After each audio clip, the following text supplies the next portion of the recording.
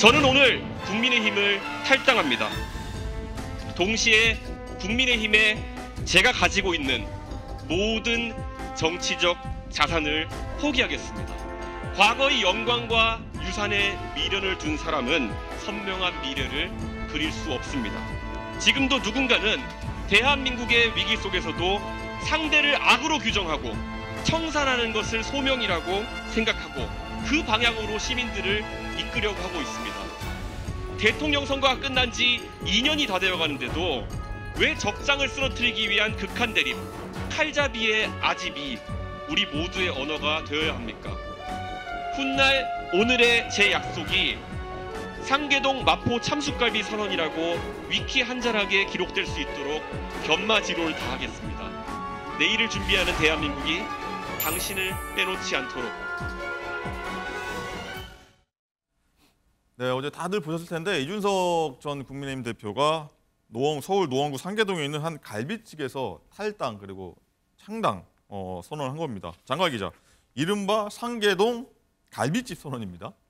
네, 그렇습니다. 왜 갈비집에서 탈당, 창당 선언을 했을까? 많은 분들 굉장히 궁금해하셨을 텐데 이준석 전 대표가 직접 자기가 설명을 했습니다. 뭐라 그랬냐면 국민의힘에서 자신이 가진 모든 정치적 자산을 내려놓고 나오겠다 이렇게 말을 했는데 국회 정론관에서 기자회견을 하는 게 이 말에 반대되는 행동 같아서 자신이 도전했던 지역구의 단골 식당에서 탈당, 창당 선언을 진행했다고 합니다.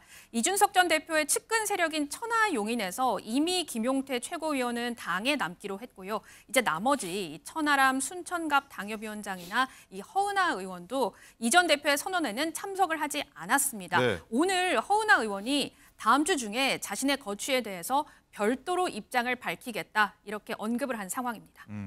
부원장님, 일단 상계동 갈비집 선언이라고 저희가 한번 해봤는데 이 눈에 띄는 대목 있었습니까?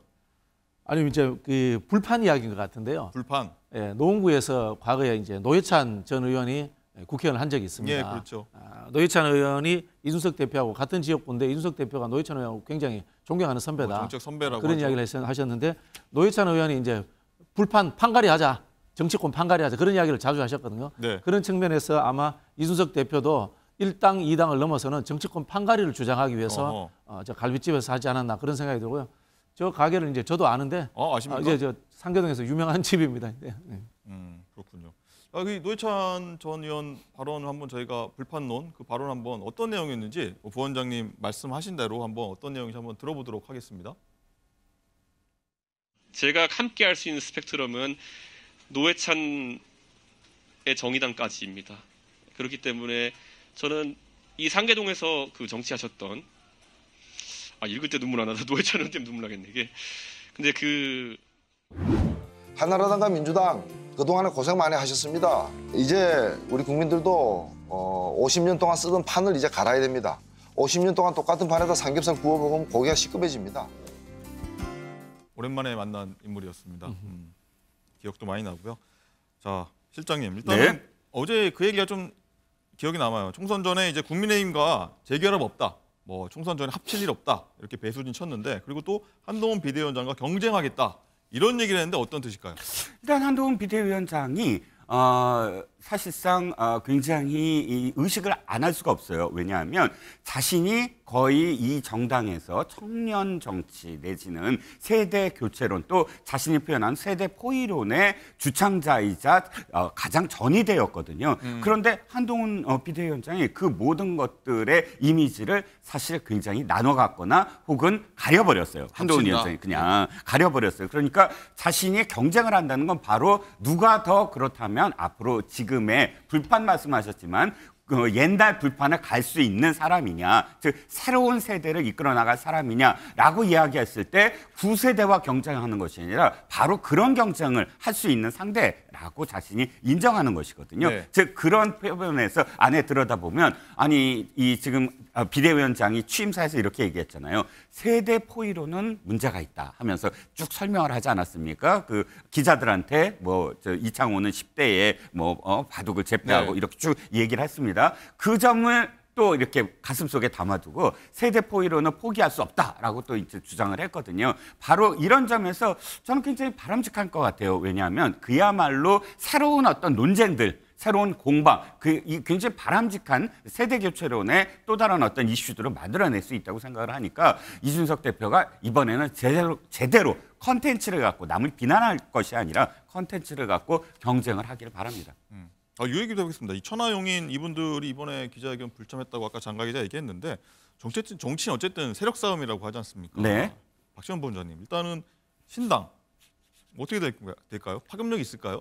약간 파급력 가려진 있죠. 느낌이 있는데. 파급력 있죠. 일단 이준석 대표의 지지율이 잘 나올 때는 18%, 적게 나올 때도 9%, 10% 가까이 나옵니다. 예. 그 정도면은 무조건 웬만큼의 터전은 잡을 것이다. 그렇게 보고요. 천하용운의 뭐 김용태 전 최고가 참여 안 했는데 이 이야기는 이 친국민의힘 보수 언론에서 일부러 이렇게 폄하하는 거예요. 뭐 중요한 사람도 아니고 김용태 전 최고가 네. 뭐 그렇게 유명합니까? 솔직히 말씀드려서 섭섭하다고 또 전화 올려나 모르겠습니다만은 실제로는 말씀하신 것처럼 공천에서 탈락한 의원들, 현역 의원들의 이삭줍기 이게 사실은 이준석 대표의 창당과 세불리기에 가장 중요한 방법이 될 거다 그런 생각이 들고요. 이준석 대표는 그런 생각할 거예요. 본인도 사실은 이 보수 정당의 낙하산으로 왔어요. 최고위원으로 왔습니다만은 본인은 육두품이야. 그런데 이 한동훈 비대위원장은 성골인 겁니다.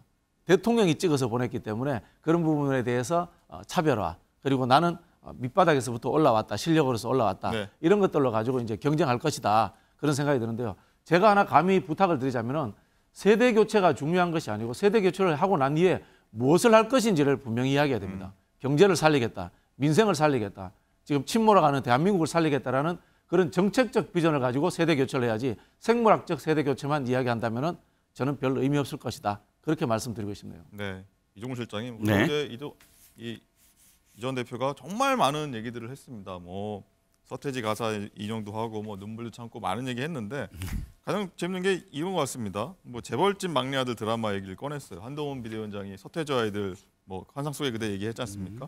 인용 정치 되게 유행하는 것 같기도 하고 내용이 또 꽂히는 것 같기도 하고 그래요. 예, 모든 연설문은 사실 인용입니다. 오바마 대통령이 이야기하는 거나 혹은 케네디 대통령이 이야기하는 모든 연설문에 보면 굉장히 유명한 뭐 셰익스피어를 비롯해서 많은 사람들이 인용합니다. 인용하는 게 잘못된 것이 아니라 인용을 했을 때 가장 적합한 인용이냐가 중요한 것이죠. 이를테면 한동훈 장관이 서태지를 얘기했을 때 동시대 X세대인 것도 맞지만 서태지는 문화를 바꾼 사람이에요. 문화의 트렌드를 바꿨습니다. 네. 권력 지형을 바꿨어요. 그렇기 때문에 문화 대통령이라고 표현한 거거든요. 지금 한동훈 비대위원장이 서태지처럼 권력의 어떤 교체를 상징하기 위해서 서태지를 만약에 인용을 했다고 한다면 재벌집 막내 아들이 그만큼의 어떤 그 트렌드로서 우리가 의미를 부여할 수 있을까라는 생각이 이만큼 들어서 인용도 사실상 그 안에 많은 함의를 포함하는 인용이어야 사람들의 뇌리에 많이 남지 않을까 싶습니다.